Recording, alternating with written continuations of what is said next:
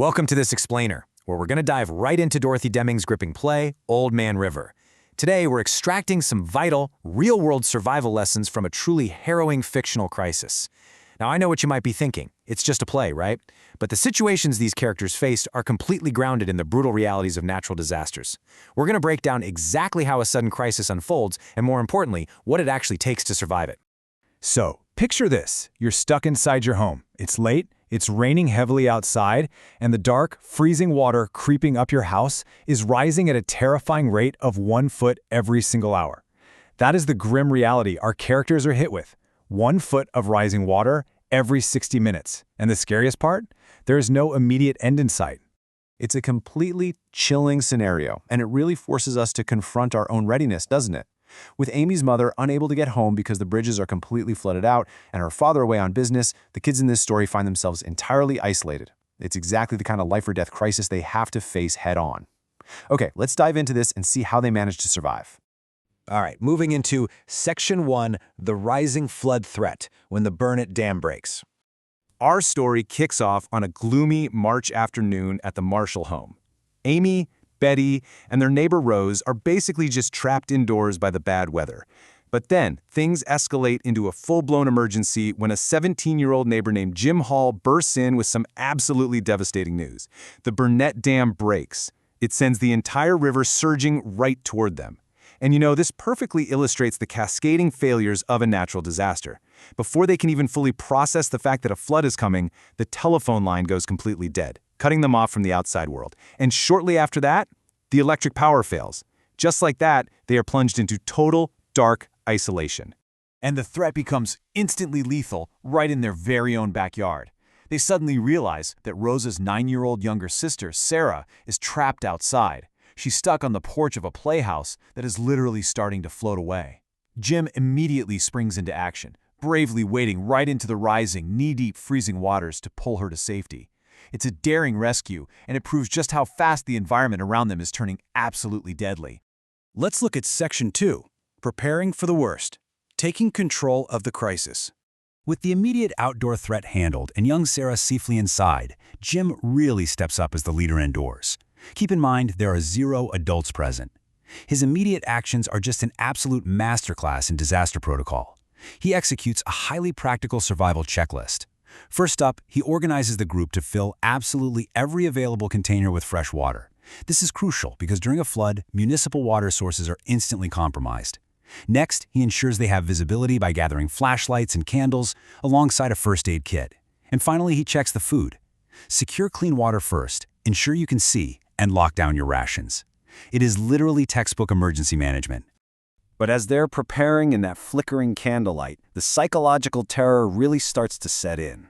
The source text actually notes how the sound of debris bumping against the house increases their anxiety. I mean, you can almost feel the tension in the room, right? Just sitting there in the dark, listening to unseen, heavy objects slamming into the fragile walls of the house, all while knowing that the river outside is rising an entire foot every hour. Which brings us to Section 3, Crisis in the Dark, a desperate bid for rescue. Fast forward an hour later, they are plunged into complete darkness, relying solely on those candles. The mental toll of the rising floodwaters and the isolation is really taking center stage now. Desperate to get the attention of anyone who might be out there, Jim takes his flashlight up to the roof. He makes nearly 100 frantic attempts to signal for help into the pitch-black night, 100 flashes. But then, in a brutal stroke of bad luck, the flashlight battery completely dies on him. Just like that, their absolute best method of communication is gone. So an absolutely crucial point in any crisis is knowing exactly when to retreat.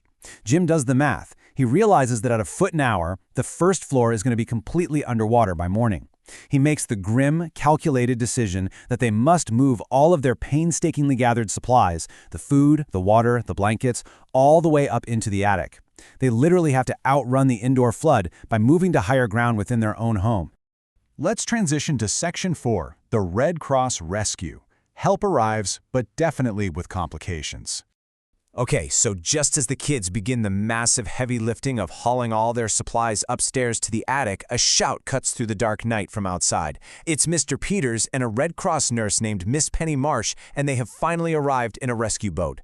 But in a totally cruel twist of ironic timing, safety doesn't come easily.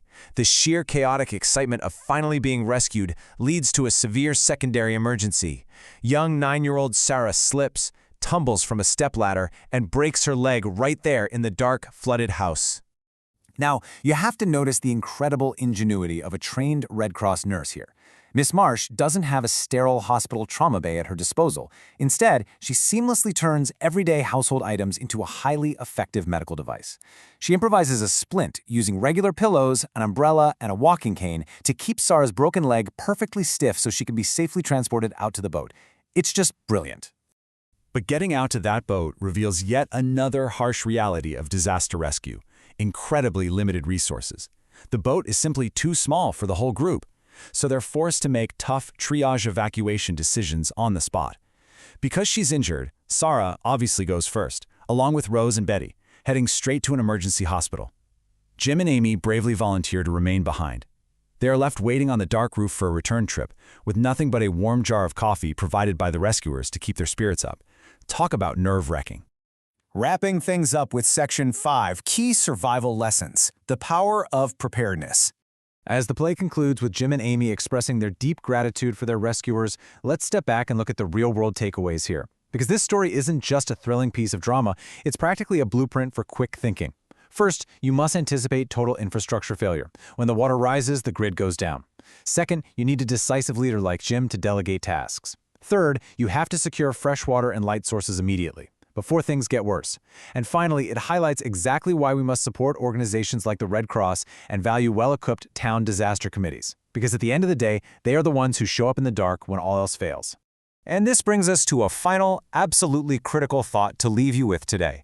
We've seen how quickly normalcy can vanish and how vital clear thinking is in the dark. So let me ask you, if the dam broke in your town tonight and the water started rising a foot an hour, would you be as prepared as Jim Hall?